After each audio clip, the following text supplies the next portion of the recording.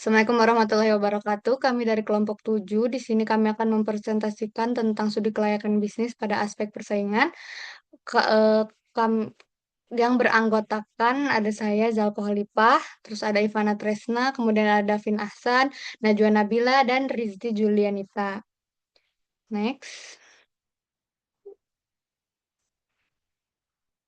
Pertama di sini ada company profile, yaitu nama perusahaannya adalah PT Telekomunikasi Indonesia Tbk atau Persero, yang dimana bidang usahanya itu telekomunikasi, informatika, dan optimalisasi sumber daya. Nah, status perusahaannya yaitu perusahaan terbuka atau BUMN yang telah berdiri dari tahun 1965.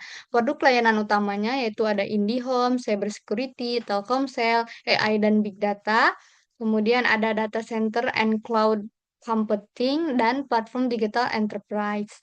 Nah, PT Telkom ini memiliki visi yang dimana visinya menjadi perusahaan telekomunikasi digital kelas dunia yang berdampak besar di tingkat regional dan membentuk ekosistem digital. Selanjutnya, ada deskripsi proyek AI. Nah, yang pertama ada pada tahun 2026 ada AI Ecosystem Launch yang dimana diluncurkan pada 4 Juni tahun 2026. Ekosistem AI ini yang terintegrasi atau full stack, infrastruktur, data model, dan platform. Nah, dari 2026 sampai 2027 ada efisiensi internal yang dimana teknologi AI digunakan untuk meningkatkan efisiensi operasional internal perusahaan.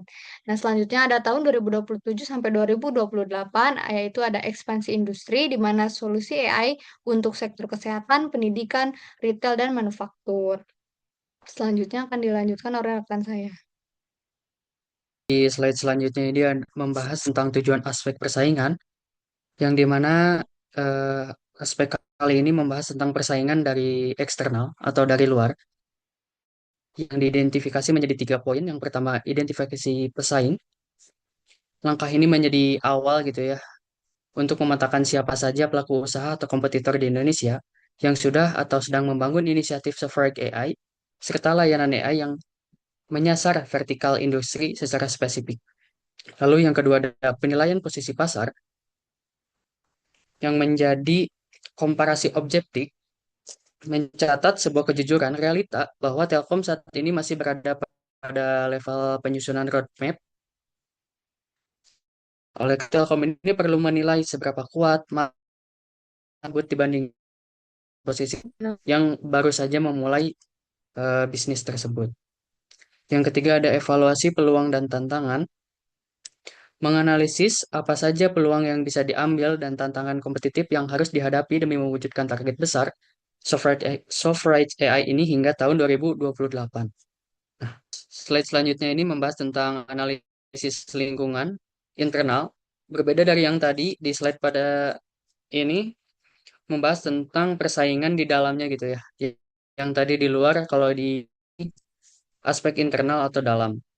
Yang dibagi menjadi 2 aspek yang masing-masing terbagi menjadi 3 bagian. Aspek yang pertama itu ada sumber daya atau resource. Yang pertama itu ada tangible, keunggulan finansial yang kuat karena statusnya sebagai BUMN, serta pemilikan infrastruktur jaringan data center yang tersebar luas di seluruh Indonesia. Yang kedua ada intangible atau tak terwujud, reputasi nasional yang kuat serta ekosistem AI terintegrasi per Juni 2026 yang yang menggabungkan kekuatan berbagai lini mulai dari Telkom AI, Nutradisi, Infomedia, Digisurf, AI COE, hingga Telkom University. Yang ketiga ada SDM. Telkom memiliki jumlah tenaga teknis yang besar namun memiliki catatan penting bah atau PR itu sendiri berupa perlunya penguatan talenta khusus di bidang data science dan machine learning. Yang kedua itu ada kapabilitas dan kompetensi inti. Ini adalah kemampuan Telkom dalam mengelola sumber daya di atas agar menjadi keunggulan pesaing. Yang pertama ada fungsional. Fungsional ini menjadi sisi operasional jaringan dan data center. Namun untuk pengembangan produk AI atau software diakui masih dalam tahap pembangunan. Yang kedua ada value chain, unggul dalam distribusi dan layanan purna jual atau after sale. Ada juga poin strategis berupa investasi baru dalam pembangunan AI, Melalui kolaborasi dengan Danantara Core Kompetisi Inti, infrastruktur nasional Telkom dinilai sudah memenuhi kriteria VRIN atau Value Rare Intimitable Non-Substitutable, alias berharga, langka, susah ditiru, dan tergantikan. Nah, keunggulan ini menjadi eh, diperkuat gitu ya oleh AI CEO ini yang bertumpu kepada 5 pilar: kampus, playground, connect, hub, dan juga native. Oke, next.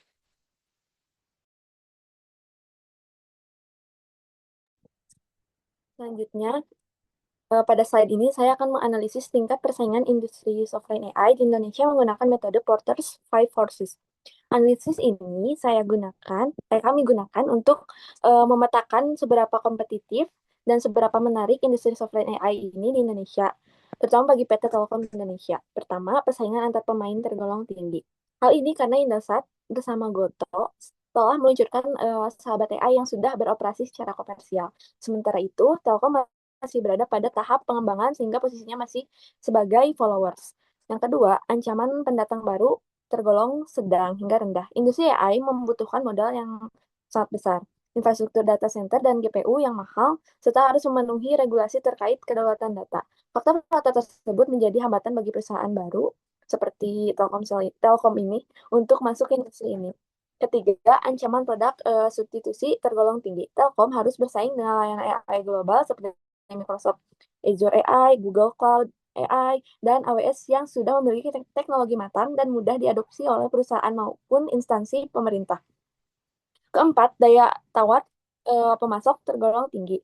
Hal ini disebabkan pasar GPU dan chip AI masih didominasi oleh beberapa perusahaan besar seperti Nvidia. Akibatnya, perusahaan pengembangan AI memiliki ketergantungan yang cukup besar terhadap pemasok teknologi tersebut. Yang kelima, daya tawar pembeli tergolong cukup tinggi. Pelanggan, terutama korporasi dan pemerintah, memiliki banyak pilihan penyedia layanan AI. Karena itu, mereka dapat menuntut kualitas layanan yang lebih baik, harga yang kompetitif, serta keamanan data yang tinggi. Kesimpulannya, industri sovereign AI ini memiliki tingkat persaingan yang tinggi, namun Telkom masih memiliki peluang untuk bersaing karena didukung oleh infrastruktur yang luas, status sebagai BUMN, serta basis pelanggan korporasi dan pemerintahan yang besar. Selanjutnya akan disampaikan oleh teman saya.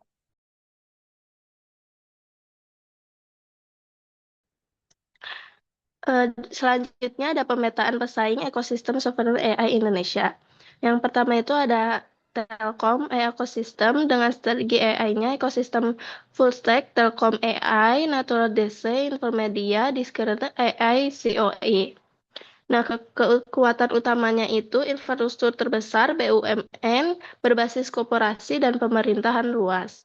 Nah, posisi Vestelkomnya itu ada implementasi awal, roadmap, LLM, lokasi masih dikembangkan. Yang kedua itu ada Indosat plus Goto, sahabat strategi AI-nya yaitu sahabat AI, LLM 708 parameter, bahasa Indonesia, Jawa, Bali, dan Batak.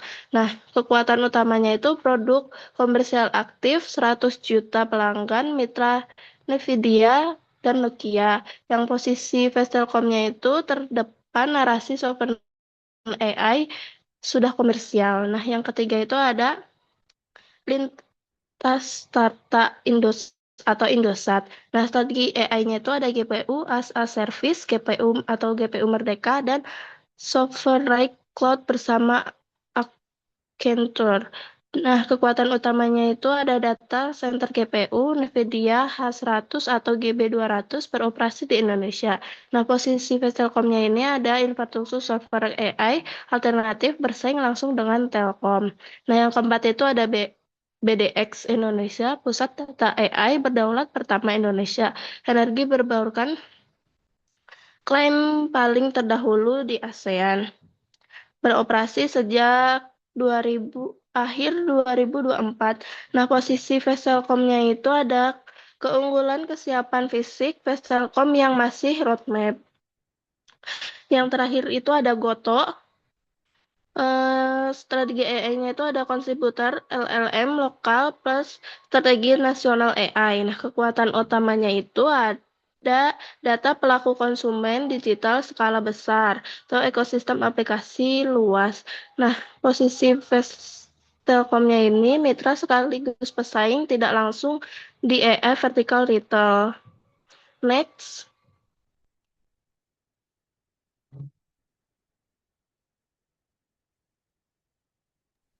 Next-nya itu ada posisi kompetitif Telkom. Nah, yang pertama itu ada tantangan. Yang pertama itu tantangannya Indosat Orede bersama Gotoh telah lebih dahulu meluncurkan Sahabat AI sebagai LLM berbasis bahasa budaya lokal yang sudah beroperasi secara komersial sehingga Telkom berada pada posisi followers dalam narasi software AI. Nah, yang kedua itu ada Linterstra dan BDX Indonesia telah memiliki infrastruktur pusat data AI berdaulat yang beroperasi sejak akhir 2024. Sementara Telkom baru berada pada tahap penyusutan peta jalan sehingga terdapat selisih waktu kesiapan infrastruktur. Terus yang ketiga itu ada penyediaan Telkom global seperti Microsoft, Google Cloud, dan AWS, tetapi menjadi pilihan utama banyak korporasi dan interaksi pemerintah karena kematangan teknologi dan ekosistem yang sudah lebih luas sehingga adopsi software AI berbuat dalam negeri memerlukan upaya edukasi pasar yang signifikan. Selanjutnya itu ada keunggulan dan peluang. Nah, yang pertama itu ada Telkom merupakan badan usaha milik negara dengan jaringan infrastruktur telekomunikasi terbesar dan berbasis pelanggan, korporasi, serta pemerintah yang luas, sehingga memiliki akses distribusi yang kuat untuk produk AI berbasis vertikal industri. Yang kedua itu ada kolaborasi dengan Danantara Indonesia berpotensi memperkuat dukungan pendanaan dan kebijaksanaan. Mengingat Danantara berperan sebagai pengelolaan investasi strategis nasional. Yang ketiga itu ada fokus efisien, ada fokus pada efisien internal memungkinkan Telkom melakukan pengujian dan penyempurnaan model AI secara terkendali sebelum bersaing langsung di pasar eksternal, sehingga risiko kegagalan produk pada tahap awal dapat diminimalkan. Yang terakhir itu ada pendekatan pengembangan LLM berbasis vertikal industri. Ada kesehatan, pendidikan, retail, manufaktur. Kemungkinan Telkom membidik segmen pasar yang lebih spesifik dan belum sepenuhnya digarap oleh pesaing yang saat ini lebih berfokus pada model bahasa berbasis kebahasaan dan kebudayaan lokal. Mungkin selanjutnya sama rekan saya. Yang selanjutnya ada implikasi peluncuran ekosistem terhadap posisi kompetitif. Jadi peluncuran AI ekosistem pada 4 Juni 2026 itu menunjukkan bahwa Telkom telah memulai bergerak dari tahap penyusunan roadmap menuju implementasinya lebih cepat dari yang diperkirakan pada pengumuman awal Maret 2026. Dengan adanya AI COE yang menjalankan 5 pilar yaitu AI Campus, AI Playground, AI Connect, AI Hub, dan AI Native.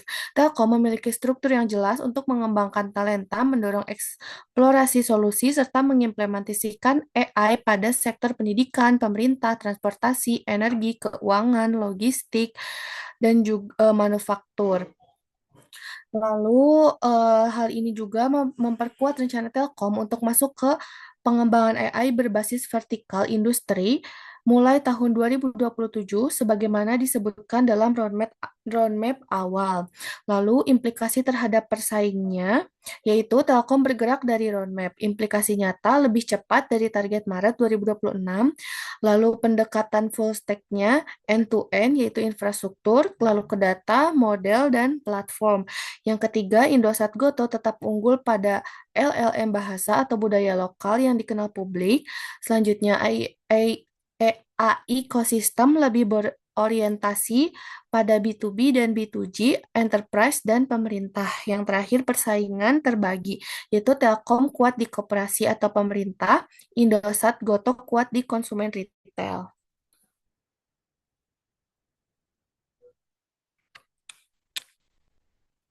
Jadi, kesimpulannya, tingkat persaingan dalam pengembangan sovereign AI di Indonesia ini tergolong tinggi dan kompetitif, dengan beberapa pelaku industri telekomunikasi dan teknologi yang telah memiliki produk maupun infrastruktur yang lebih siap dibandingkan Telkom, yang masih berada pada tahap penyusunan roadmap.